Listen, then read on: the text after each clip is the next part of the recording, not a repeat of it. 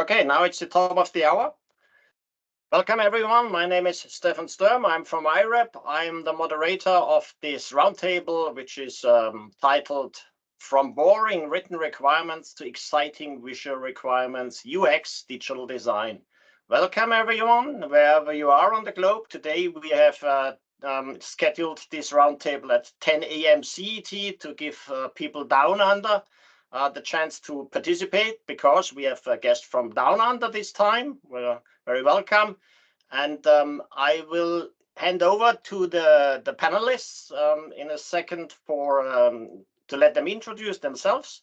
First of all, I want to tell you that we are recording this session. The recording will be published on YouTube afterwards. And if you have any questions or recommendations to this discussion, please drop your notes in the chat. I will try to tackle them. And so I hand over to the panelists. First of all, of course, ladies first. Martina Beck, would you please be so kind to introduce yourself? Thank you. Hello, everybody. Thank you very much, Stefan. So I'm Martina Beck. I am CEO of a company that is doing individual software. I'm working in the job of doing software, building software since 28 years by now. So I've seen a lot of waterfall world and a lot of agile world. Me, myself, I'm one person that steps with these 2 feet into different things. I studied applied linguistics on the philosophical department, and I studied computer science on the technical department. And so I always have to bridge the more cloudy world with the world of 0 and 1s. And I'm really curious to this session. I'm looking forward to talk to my other panelists. And I gave over to Craig, being down under. Terrific, thank you. So obviously for my broad Australian accent, I'm from down under, so that means I've got 8 p.m. In the afternoon today.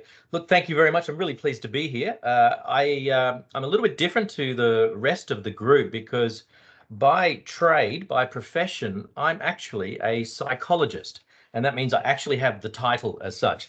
And you should be asking yourself, why on earth is a psychologist having anything to say about software engineering? Well, the answer is actually quite simple. It's all to do with people write software for people.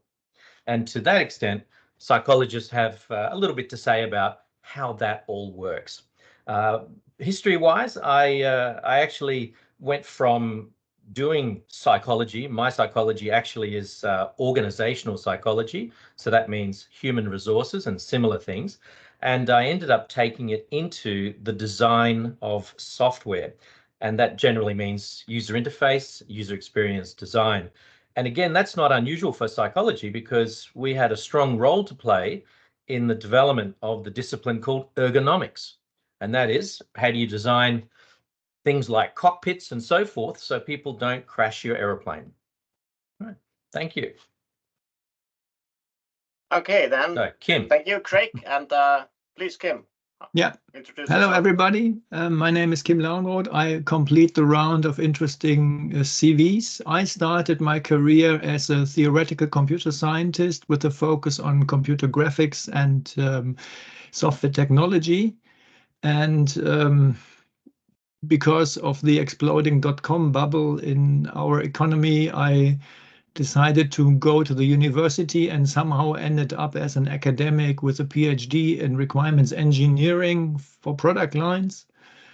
Then left the university for the industry, work as requirements engineer, of course, in large projects, and somehow found myself in the world of digital design. And now I'm at the University of Applied Science in Dortmund and teaching their digital design.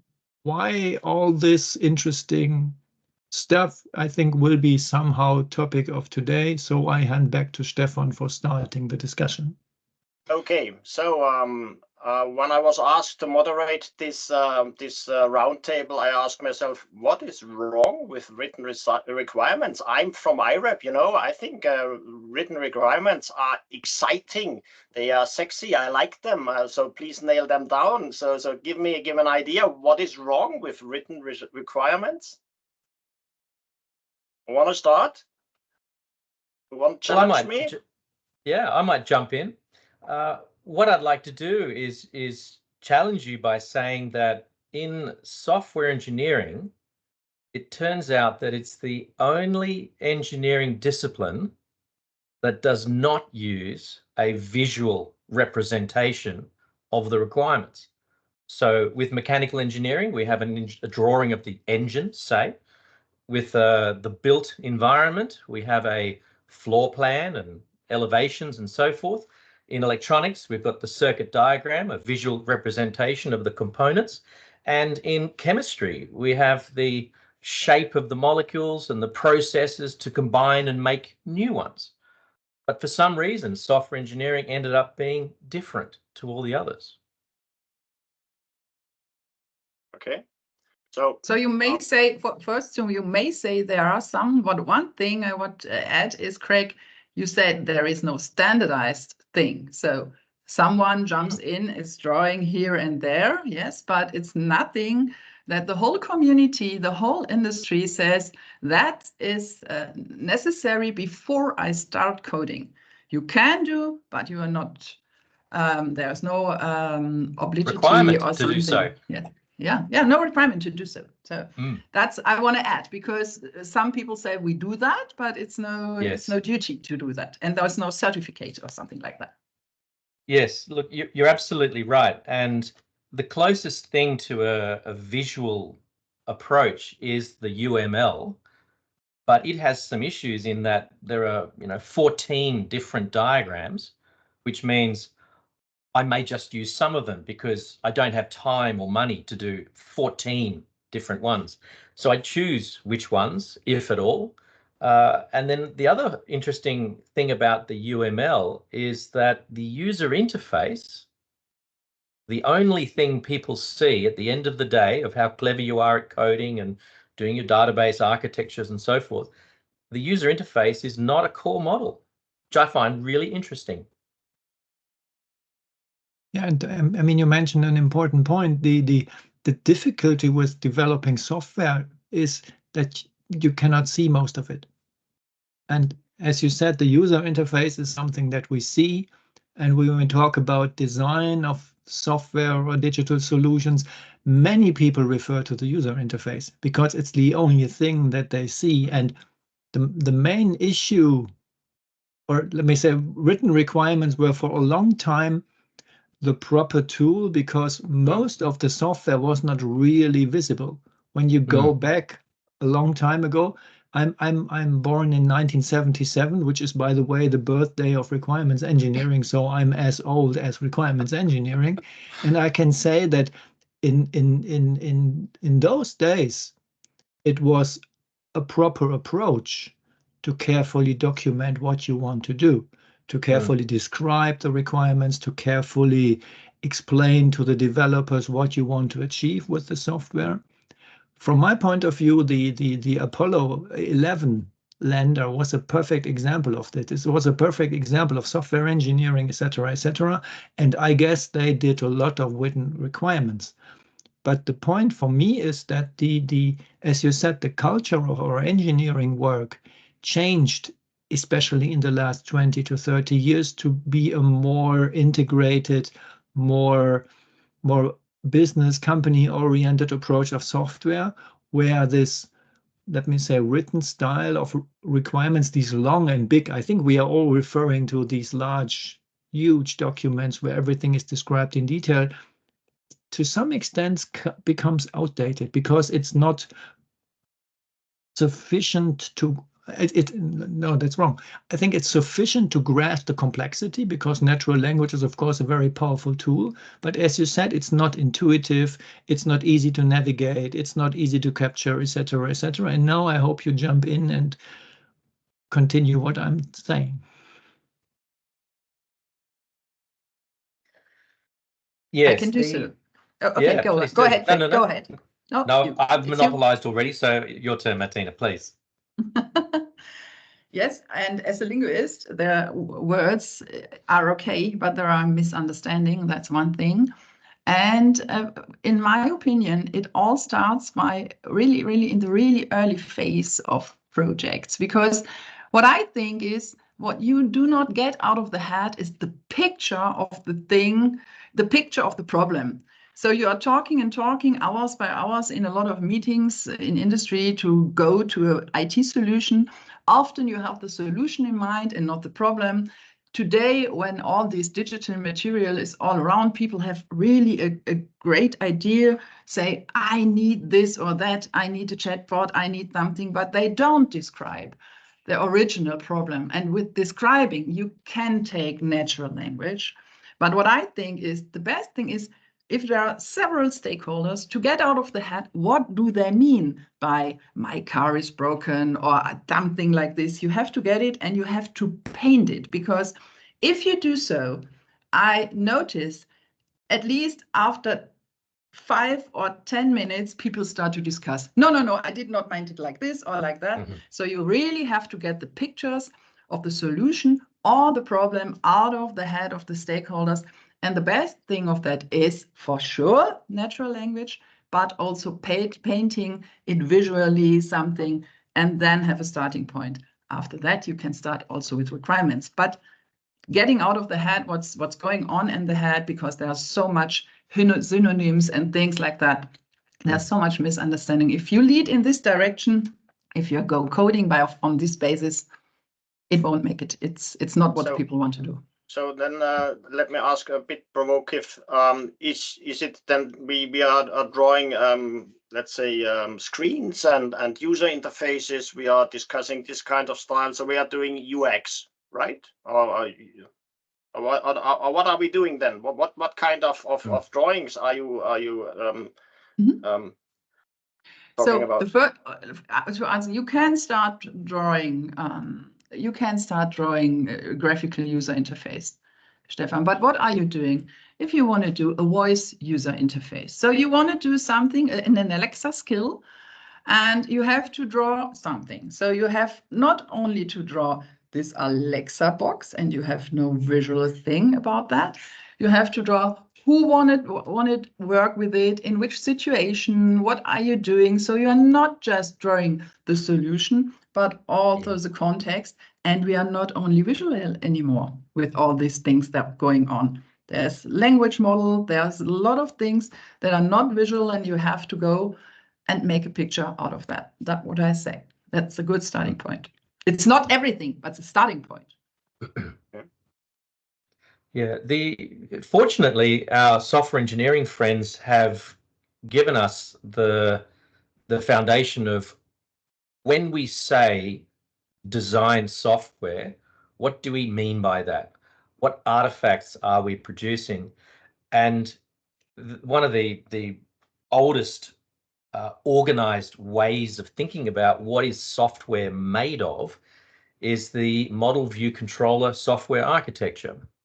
So at a minimum, that says we have to design something, a representation that lets the, say, software architect and then developer understand, well, what goes into the model?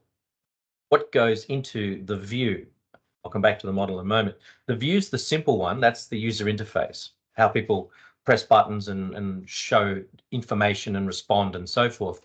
If there are buttons. If there are buttons. If there are buttons. If there are buttons. If there are buttons. There are not always buttons anyway. No, they're not. We could do a speech interface. We could do gestures. All sorts of things could take place.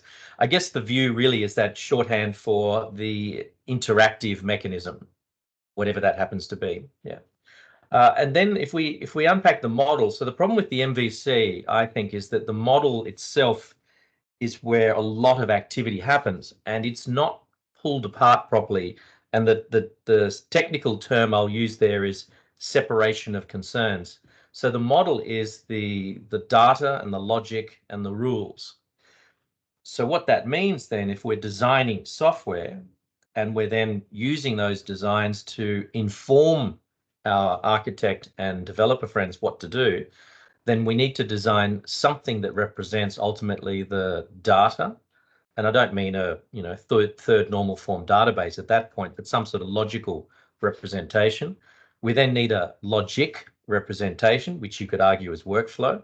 And then the other part is business rules. Now, business rules doesn't really lend itself to a visual representation, as it's usually regular expressions and other things like that. But it does give us the sense that we've got four main things that we need to design for: the data, the workflow, the rules, and the user interface. And they are the main components of a piece of software. And that's separate to things like integration with other things and so forth. But I just mean that standalone thing called a bit of software. So they're the things that I think we're designing for, Stefan. You are using the term design quite frequently now, and I think that's something we should clarify, because we have got a really international audience today, I believe, because of the setup.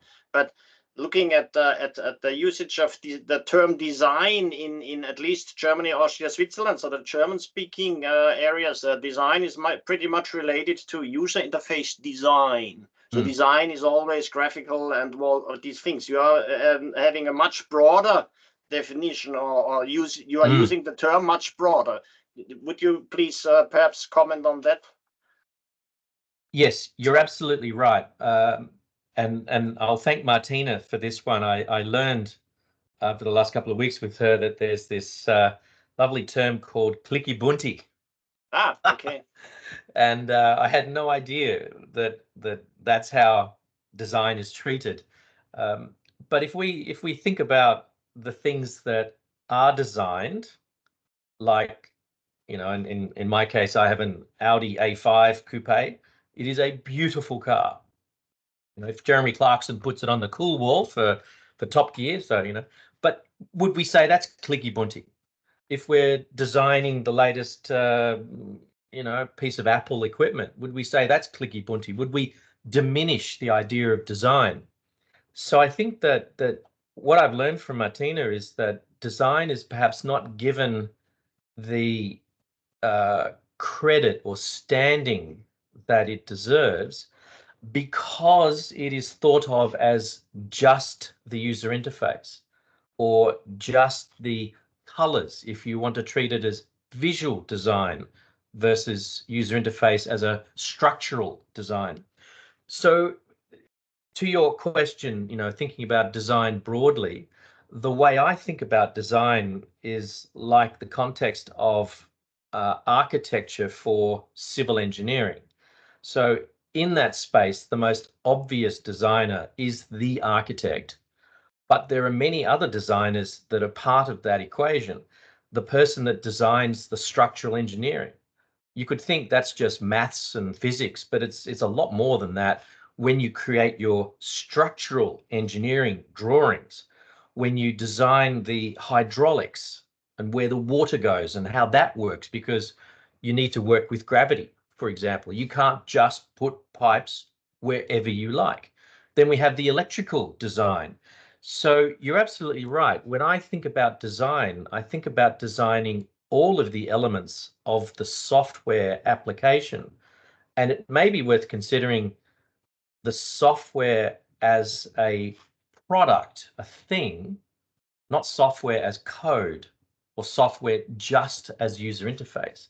But there's this layer that needs to be in the middle that has the same role and importance as the architect does in civil engineering. And that architect equally might be looking at some interior design. All of that matters for the quality of the building that's being put together. The aesthetics and the flow of people and air, all sorts of things matter in design. So yes, design is bigger than just user interface and bigger than clicky bunty.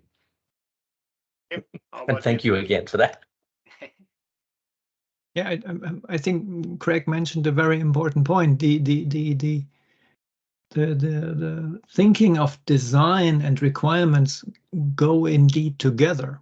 And the main question is, when somebody, now being a bit philosophical, the person it's really difficult to think in terms of pure requirements without starting to design a solution, because you always try to grasp something that you want to achieve. You think about the user interface, you think about what even every part. And I think that we are now at the very, very bottom of the issue, requirements and design, because it's in the end it's a kind of interrelated process. Industrial designers, for example, say we build real prototypes to experience what the product we want to create. Apple is a perfect example. They work a lot with intensive prototypes to better understand the requirements of their customers and users. And it's, for me, it's really the term design, as I said, I would now call myself a designer, is really an important attitude towards the way you are working. And it's the question what you design. Of course, these are the requirements, the goals, the constraints, etc., etc. And it's, I think, a better understanding of design also helps for a better understanding of requirements, so that you can clearly ask what you want to achieve. As Martina also said, people start to think and start to discuss, and having a proper understanding of both ideas, design in terms of creating solutions and requirements in terms of defining properties, goals, objectives, etc., is really a step forward to becoming a more precise and professional engineering discipline. And Kim, I learned something from you. Maybe you can talk about that. You said there is an important difference between design and engineering, because you taught me that design means doing several drafts and not doing it right on the first time. Maybe you can comment that, because that was for me very important. I never thought about that this is a difference, but maybe you can explain that. Yeah, the point when a typical implication of development processes is get the requirements right and then build the right solution.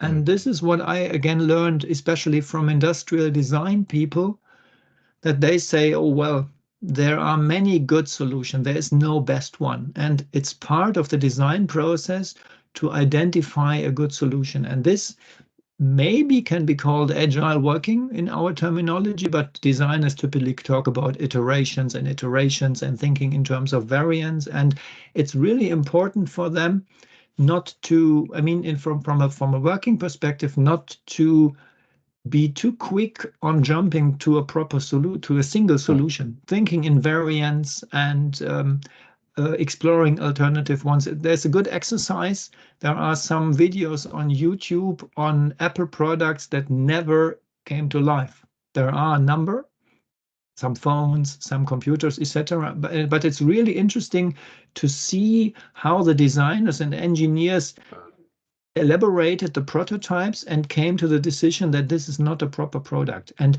this is maybe also an interesting point with respect to attitude.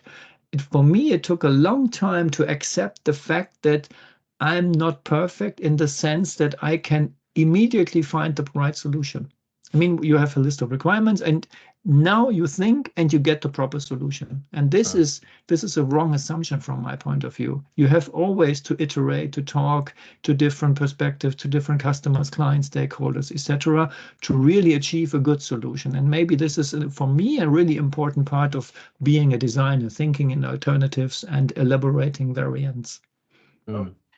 May I add something? May I add something? Because because what you said, there is a proper solution. Often that you talked about products from Apple for the whole world. That's one thing. But if you are building software for customers in industry or so, you have the thing. What is the criteria that values most? So there may be, you can have a long-lasting thing or something that is very cheap because it's just for 1 or 2 weeks. That it's important. What is the main criteria to these different solutions that the customer pick or that's important for that solution? Not every solution has the same value and it has different criteria and you have to show the criteria and say, so what do you want? Do you want this one, that one, that one? This is that advantage, this disadvantage, and so on. So there is no right one. Yeah, sometimes it's the price. Sometimes it's the long-lasting criteria or whatever. Now that's important. But sorry, I interrupted you, Stefan. No, I just wanted to pick up a comment or a question, whether there are studies on what is the easiest way to comprehend information requirements. And I think I'm not aware of studies, and from what Kim told me, it is there is no easy way or the best way, but you need to iterate and to work on alternatives and present them to the stakeholders, get feedback and to iterate on that. But probably you can give some hints there as well. What is a good way for that?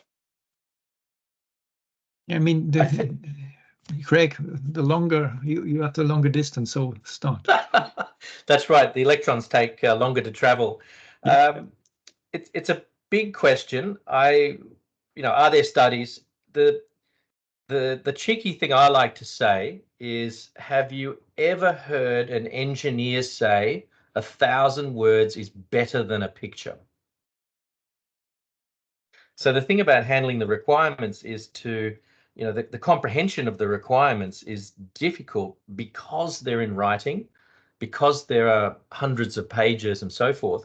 So by the time you're on page 3, you simply can't remember what you read before in order to tell, is it consistent? Is it what we need? What will I get? And someone else reads them, they'll get a different interpretation too. So in answer to the question, there's an obviousness of the answer, which is we've got to get it into a visual representation as quickly as possible. And the way I think about requirements is that because software engineering does not have an agreed standard design process, the written requirements get treated as the solution, and then the developer has to interpret or read or understand or otherwise build something they think reflects the requirements. So what I find is, if I treat requirements not as the solution but as a problem solving activity, a problem definition activity, why is performance low? What causes the current levels of performance, particularly say of people in the workplace? Why can't they get their job done as quickly using the software they've got now? What is going on? If we use requirements as an understanding to say, we want better performance measured by this, we believe it's caused by these factors, what it forces us to do is keep requirements as a statement of the problem to solve, and then make design a specific separate step where we are doing solution design and where we can iterate around several possible solutions to solve the problem. But we need to know the problem. The requirements are treated as a solution. The system shall. I am a operator and I want to do a thing. That's a solution. It's not a problem. If we use requirements as a problem solving, a problem definition activity, I think we get it in its right spot, and we can then use design to properly run through the design possibilities. So a longish answer to how we treat requirements and into the design. And there are some studies, but not really a lot, that go into details about structuring requirement specification, design documents, etc., etc. And there are some tools, some structures. For example, the template-based working with clear titles, shorter descriptions, etc., are to some extent easier to grasp and easier to remember. But the interesting thing, when I introduce these techniques in industry, people who have to work on these structures find it more difficult. It's very easy to write a long document, whereas creating a rather structured, I would say, design concept of what we want to build. And this is also, I think, an issue in our current work culture. We are in a state where we are trying to find more professional ways of working. As you said, a kind of standardized design process, a kind of standardized thinking models, etc., etc. And this maybe is also a difference to architecture and civil engineering. They rely on a long culture of understanding what to build. I mean, we understand what a house is, we understand what a bridge is, we understand, etc., etc. And I think we are currently still in a process of understanding what software or digital solutions are really about. Just think of the discussion we see around artificial intelligence and all. Is this really intelligent? What is this thing doing? Is it living? Is it, etc., etc.? And I think these are currently processes that are ongoing, and hopefully to some extent will reach a state where we have a better understanding of what we are building and what we are designing. Okay. So what you tell, Kim, I think, if I may add some views as well, with the software engineering part, it's something which has been brought to us as being a quite easy thing. You know, in the beginning, computers have been something for specialists only. Later on, there was the personal computer, and my dad started to do some macros in Visual Basic, and the world was perfect out of a sudden, and everyone started to code. And I think we have some history of everyone can easily shape software and design software and so and sometimes I think we still got the same and I'm lacking the English word, anarchistisch way of doing things. Hey, I know, and I can start, and I will solve that, and doing it. I don't name this term quite artisan quickly, and you know, and I don't need to prepare myself before. And I think this is the attitude we have learned, and myself, I sometimes think as well. Okay, I think I can fix that quite easy. And with this in mind, you know, I think if you go back to civil engineering or the other areas, they would not let me do things just because I think, oh, I can do this quite easy for you. So if your car is broken and I come along, perhaps you trust me, but perhaps you would say, oh, I'd rather go to the specialist for that. Yeah. I don't know whether you are on the same page with me, but. Yeah, and yes. The thing is, it's if you have requirements or user stories, it's all about writing. And you know writing, I know writing, so we all can write user stories. And it's not about designing and constructing and doing things like this. And I often meet these behavior or this attitude in industry that people think, oh, let's do quick these requirements, let's do quick these user stories. I know writing, I know my business, so I can do it. But this is a discipline. That is something that you have to learn. And that's at the end, you have to got a lot of experience, what is wrong and what is right. And I think you bring it to a point, Stefan, it's underestimated. It's really underestimated what build a good IT solution. On top on this variety of technology that is increasing. That's my opinion. Okay. Yeah, sorry, I think I'm swamped with comments now. Please go ahead. I try to get a summary of the comments and ask the question. Terrific. So look, you're absolutely right. And the last time an engineering discipline really underwent standardization of its processes was actually the transition from chemistry to chemical engineering back in just around the 1900s. And the reason it could be done far more straightforwardly is that at the time, there were probably a dozen people in the world doing anything that looked like chemical engineering. That is the creation of chemicals en masse, where you need to create millions of liters of something without making a mistake. Because when you make 1 million liters and you get it wrong, it's really hard to hide that. So this guy called George Davis pulled together the thinking at the time and identified the, I don't know, 8 or 10 core processes that are used to create chemicals, whether it's heat or a reaction, a redox reaction or anything like that. Standardize these processes so people could then replicate. And what he did was he marked the transition from chemistry, which is batch processing. I do it, you know, like I make beer, and the beer today is not the beer I'd make tomorrow because it's going to be different. Different yeast, different amount of sugars, different this, different that. And what chemical engineering is, it's all about process and consistency and predictability. And I think that now there's an opportunity to do the same for software engineering and give it the predictability that if I build that bit of software for you, is it going to work? Is it what you actually asked for? Rather than, you know, is this what you want? No, not quite. And then you go back and iterate. Is this what you want? Almost, and so forth. And I think that's sort of where we are with software. And, you know, back to civil engineering, I always like using that one because everyone knows how to, you know, design a kitchen. Not going to be the best one, but it's certainly going to work. Is that we spend a lot of time getting our multi-million-dollar buildings right, design-wise. Why don't we spend similar amounts of time getting multi-million-dollar bits of software right?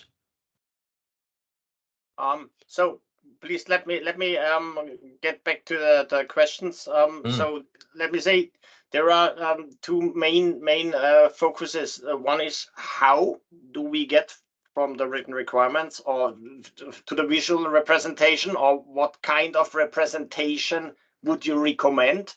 And the next thing is, you know, UML is kind of standardized, so people can read the specification and then they will be able to understand the UML model. But how about these visual representations? How do we ensure that this the understanding of the stakeholders of the visual representation is all the same, that they are on the same page? And last but not least, how do we get all this into tight timelines, deadlines, being forced to go towards development, meeting, you know, release dates and so on and so forth? So how to ensure common understanding, which kind of representation, visual representation do we recommend, and how do we press that into the timeline and tight budgets? We could start with the last question, because a typical problem with software or design projects in software is that we try to design everything beforehand instead of really focusing on the things that are difficult. For example, a typical approach in a design project is to describe login, registration, and security things very detailed, and explain how to create passwords, etc., etc. And I think here learning to have the proper focus, what is important in terms of designing and defining requirements, and what are the aspects that we properly understand and can define as we go, we can define as we go, is an important first step, which means having having a proper understanding again of your technology, of the things that are working, and really focusing on the things that your business, your solution is really needed. And these are also the aspects that you have to talk or explain to your stakeholders in detail, because the typical things that are understood, user management, etc., there's no need to talk to them. And for me, it was really important to recognize that it's important to work together with the stakeholders, users, etc., on understanding the critical parts of your software, of your solution. And as soon as you have this, you can there go into details, and also with respect to milestones and timelines, define how you elaborate these parts of the design and elaborate everything else as you go. And maybe the others can comment on this as well, but I think this is the first important approach. Okay, so Craig and Martina are nodding. So next question: what kind of visual design are you thinking about? What would be something where we get a common understanding by the stakeholders? Am I able to show an image? Can I share I think, yeah. because it always struck me just that, try to share your screen. Yep, I'm not sure, but we're- I think you should be able. Oh, yep, absolutely. I think I've got it. I'm just thinking that it was quite funny that we're talking about the need to have more visual representations, Right. but we're talking about it. So what I'd like to do is show you a couple of things that I'm going to present at the IREB conference in Munich in middle of April. And this is the direct answer of how I think a visual blueprint can be thought about and the models that we're talking about. So I wanted to make it visual here to illustrate that. So let me just get my share button and I will share a window. And there it is. Okay. So I'm going to share it in this slide view so I can actually see the different things. So when we talk about what are we designing, the visual artifacts, and I'll show how this is sufficient, there are 5 representations that I use to move quickly from written requirements into a visual representation. At the bottom, we have what's called the domain model, and it says, what space are we in? Give me the 101 lesson on, say, accounting, if we're building an accounting package, or what is desktop publishing or print layout or things like that, if we're talking about a desktop publishing program. What are the concepts and ideas that we're talking about? Nothing to do with software, but what do people who do this talk about? Then we move straight into the models that then reflect what are we designing for that our software architects need and our software developers need. And essentially it is the workflow, and it's got an approach which is from a simple model down rather than having 5,000 boxes on a page. That is not useful. We've got a logical data model that ultimately maps to the real database, whether it's third normal form or some sort of all-in memory file, the business rules, and then the user interface as the 5th model. So I'm going to show you another slide that says this is actually at the design level, and I make the distinction between design and software architecture. At the design level, this is doing the same job as, say, a floor plan might do, an elevation, a 3D model, or something like that in civil engineering.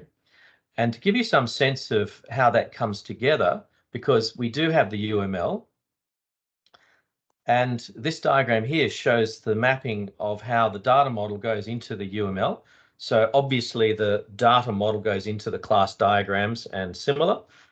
But notice that on the right-hand side, the user interface is on its own. It does not actually strictly map to any of the underlying diagrams from UML. And that's mainly because the UML is about designing the code of the application you're building. It is not about designing the application as an entire product, a thing separate to its code. It's a bit like designing the formulas to make your bricks, but where's the picture of the brick? But I know how to make the clay. I know how to heat the clay to make it into a brick. So I think that's the distinction I'm making between what's happening at the design layer, where we need to communicate between the business and end users, and then the technical team.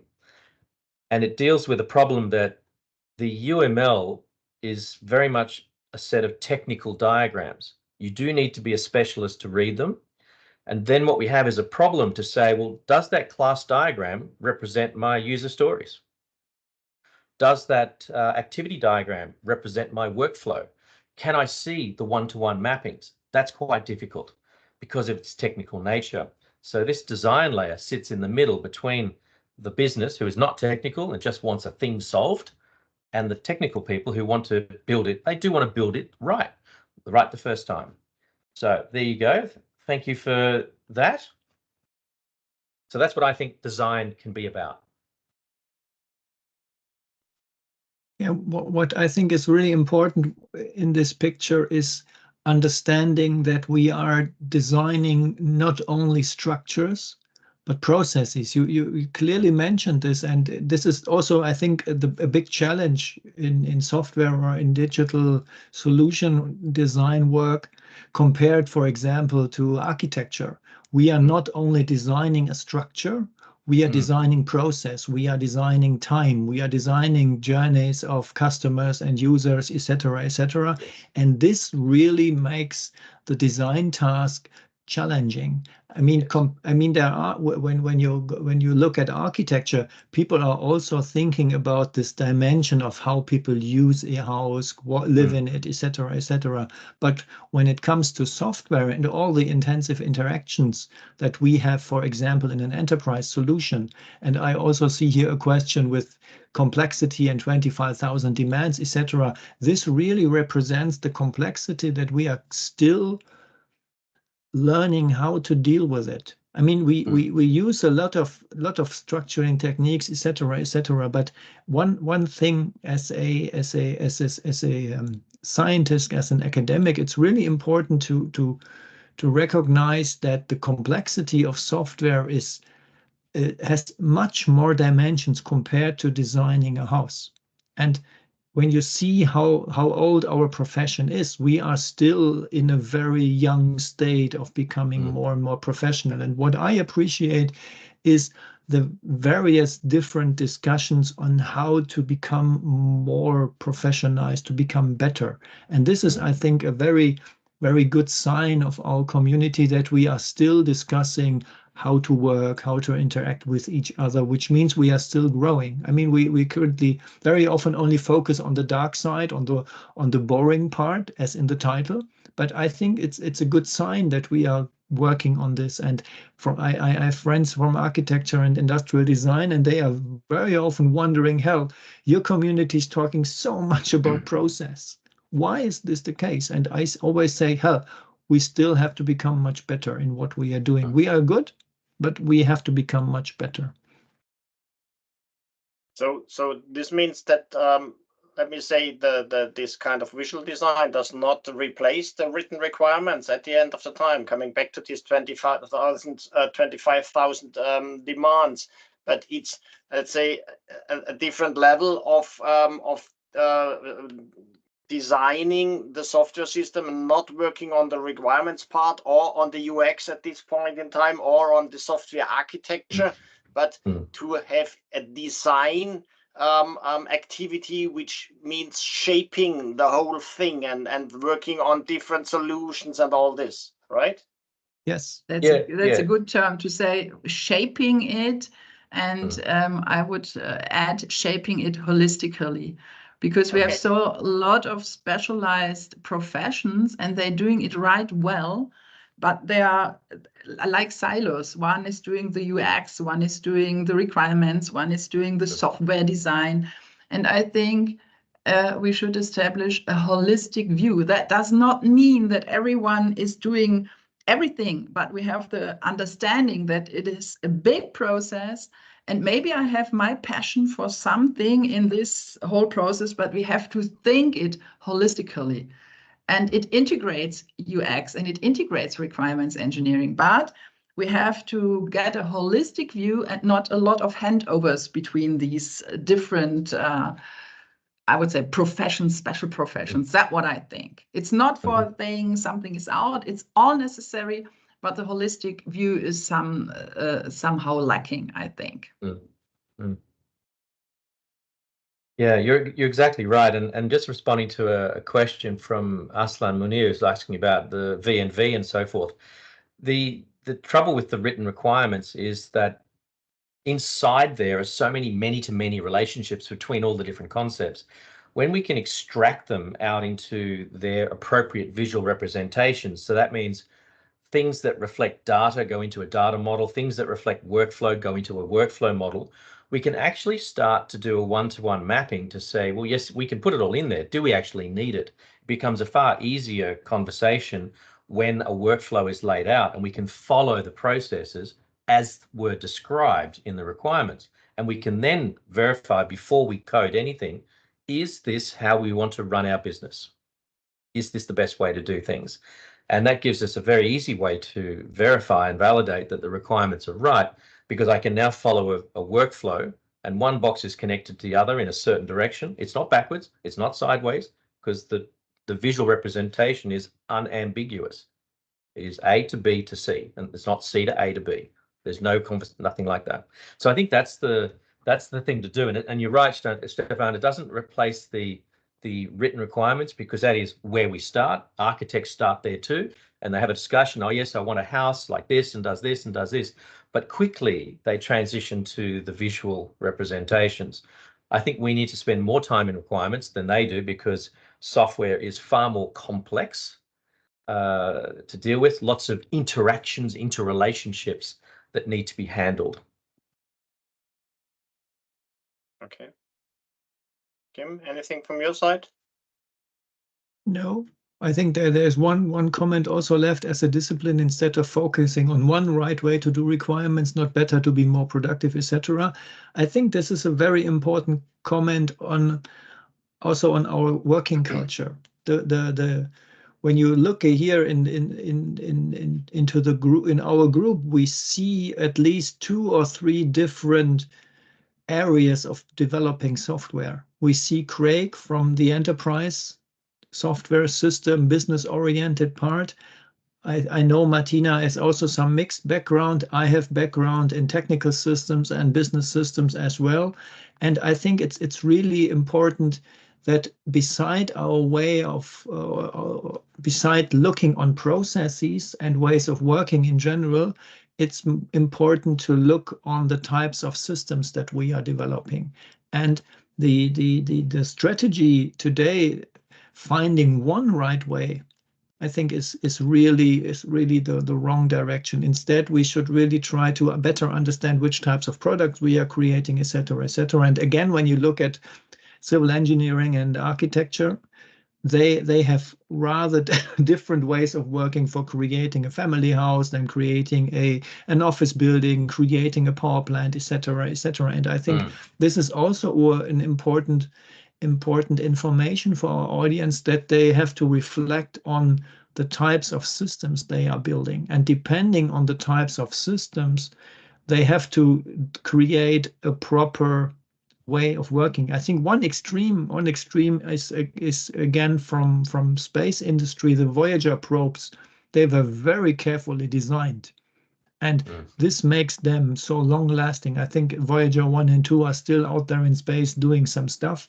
and compared to a smartphone app with a life cycle of 1 or 2 years, you can afford a completely different and lightweight process. And again, this I see many developments in this direction. And again, it's for me really an important part of reflecting your own business and comparing it to the business of people that you are talking to. Because when a technical software developer or software designer is talking to an app designer, they are talking from 2 different universes. And maybe this also helps in terms of developing a better design and engineering culture.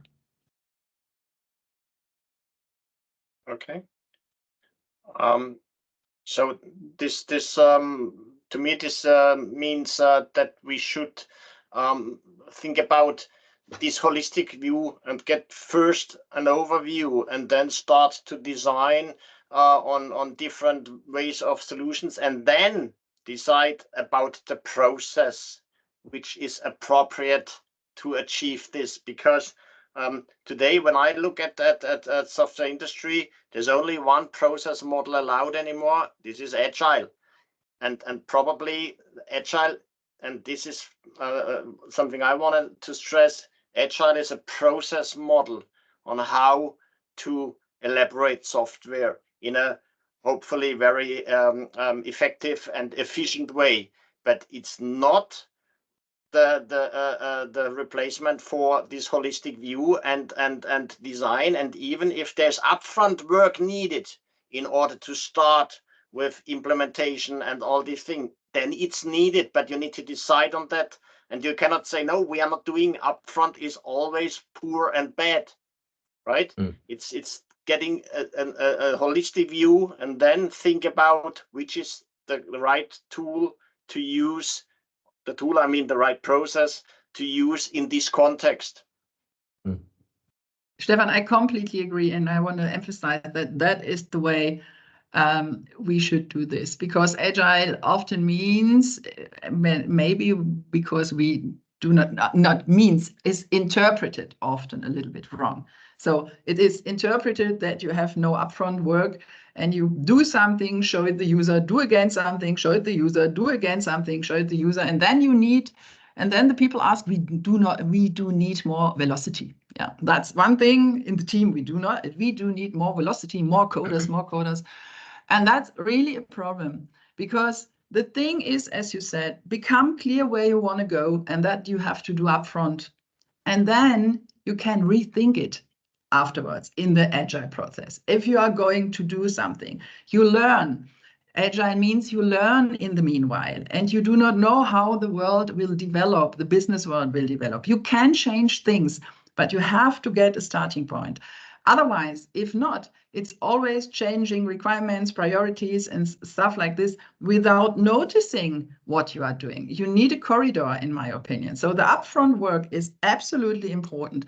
And if there are people who ask, how do I get this in my time frame? I ask these people, what does it help if you produce tons of code with a really great velocity, but the thing is not used, or it's needless? If you cannot do anything with this IT solution, who cares that you do not use some dialogues or some functionality that you build? So the important thing is start thinking at the beginning, do the upfront work, then use agile processes properly, and then rethink the starting point, but be aware that you produce useful things. That's a really, really important thing. Because otherwise you produce rubbish, garbage, whatever. Yeah, I think you're absolutely right. Agile,